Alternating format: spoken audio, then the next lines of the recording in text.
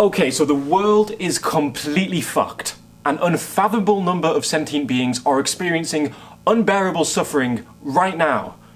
Well, at least we can use our money and our resources to help.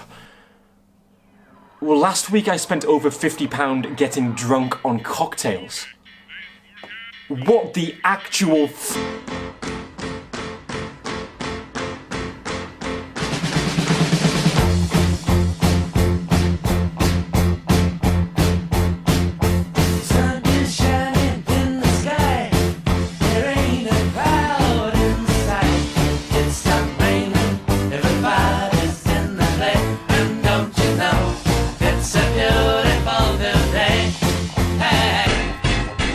Hello everyone, I'm Jack and welcome to my YouTube channel. Now this video might be a bit much. Selfishness, suffering, moral philosophy, you have been warned. I'm also not entirely sure what's going to come out. I have a lot of scattered thoughts about this topic and perhaps this won't even end up being posted. Now I haven't mentioned this to you before, but I live with chronic pain. Long, depressing story, but an operation that I should never have had went quite badly and now I'm in pain whenever I'm awake, but it significantly worsens when I'm standing. We're not just talking like when I go on a long walk, we're talking standing up to make some food in the kitchen or to go to the toilet. It seems to affect every aspect of my life, and I've noticed that I seem to be thinking about it all the time, which is quite concerning. I think I've really struggled with accepting the current situation, so I'll often imagine myself not having chronic pain and think about how wonderful my life could be if this didn't happen to me. And I know that thinking if X happens then I'll be happy sounds like a trap that people fall into. But in my case, I honestly don't know how unreasonable it is. I mean, like, being in pain all the time sucks. It really makes me less enthusiastic about going out and doing things because I know that if I'll be standing up, then I'm going to be worrying about being in pain and I'm not going to be able to enjoy myself. There's also something quite isolating about chronic pain because other people can't see that I've got this problem. And I can't see that other people have got this problem. So you end up feeling like you're the only person in their 20s who's struggling with really bad pain when they're standing up. It is like a dark cloud that is covering all of my experiences. It's like there's this thing that's always there. It's always in the back of my mind. I'm always worrying about it to some degree. It's like I'm always thinking about how I wish this hadn't happened to me, that this wasn't the current situation. So yeah, I think it's fair to say that I haven't accepted this at this point. It feels like it's ruining my life. And I wonder if thoughts like that are over the top. Can I have this problem and be happy? I'd like to believe so, but honestly, I don't know. Anyway, now to me, my suffering can feel incredibly important. But when we put things into perspective, my suffering is an insignificant, minuscule droplet in the seemingly infinite ocean of pain and malaise on planet Earth. Hundreds of millions of people are living in poverty, suffering with depression and anxiety and a plethora of other painful diseases. And what about farmed animals? Billions of farmed animals are being tortured in farms and slaughterhouses all over the world. And wild animals don't exactly have it easy. I guess what I'm trying to say is that suffering sucks. And if you could just glimpse at the current scale of suffering on planet Earth, you would go completely psychotic. What? I did warn you.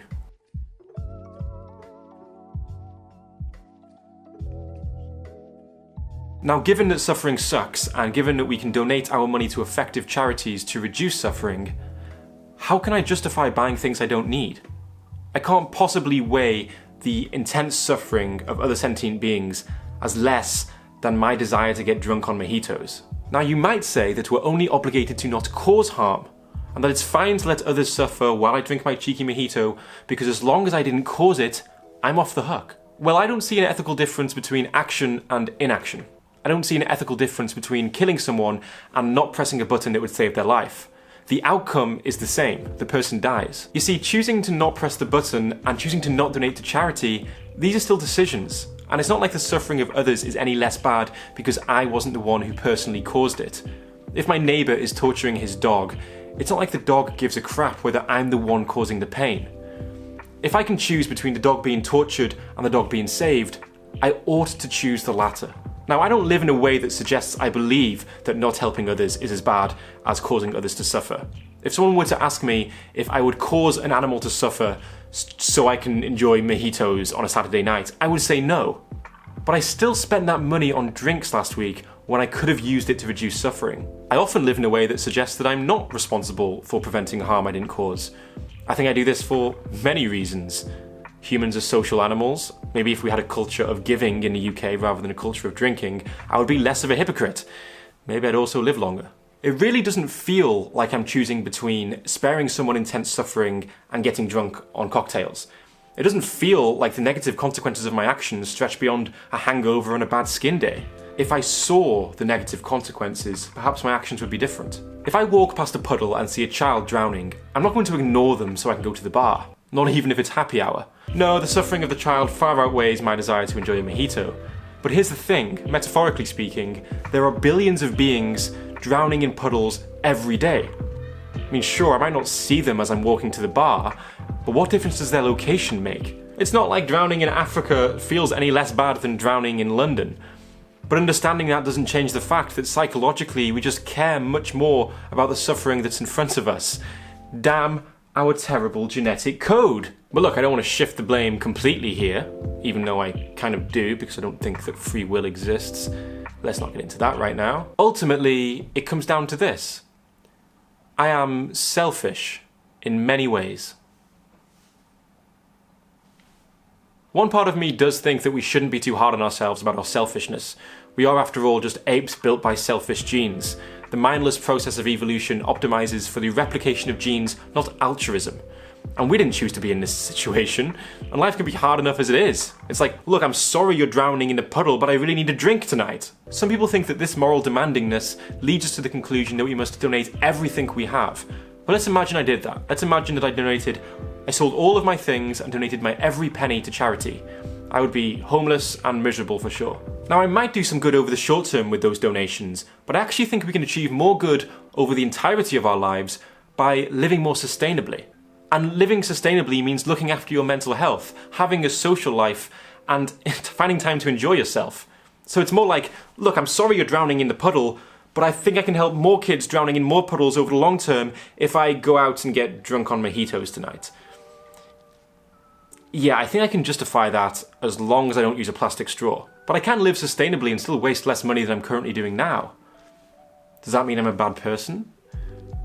Can I just accept that I'm selfish in some ways and then continue to live without a crushing cognitive dissonance about that? As we've gathered, acceptance isn't something I'm particularly good at. Perhaps it's not really useful to label yourself as either a good or a bad person, but just to accept that we are very, very flawed. Yeah, if we accept that we're flawed and focus on striving to be better, that sounds reasonable, but also overly simplistic. I think that if you're trying to make the world a better place and you've thought about how best to do that, then you should be reasonably happy with yourself.